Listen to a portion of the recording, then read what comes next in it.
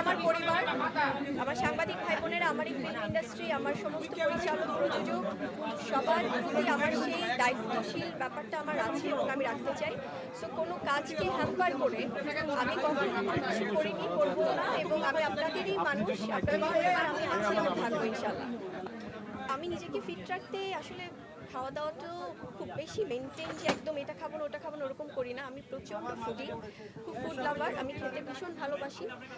আর যেটা হয় যে মেনটেনটা আসলে হয় কি, যেহেতু রোজার আমাদের অনেকটা সময় না খেয়ে থাকতে হয়, সেটা আমাদের ইসলামিক একটা পার্ট। সো যখন আমরা ইফতার করছি বা যখন আমরা রোজার উদ্দেশ্যে সেহরি করছি, আমি একটু আগে বলছিলাম যে আমরা খুব বেশি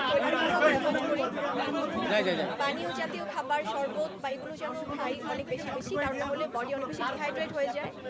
আর হয়তো বা এক্সারসাইজ করা বা জিমে যাওয়া এগুলো একটু অফ থাকবে রোজার সময়।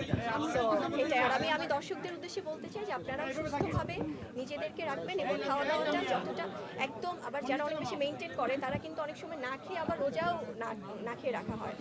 সো খুব বেশি করলে হবে কি, সবাই অসুস্থ হয়ে যাবে। তো যেটা মেনটেন করা যায় সেটাই আপনারা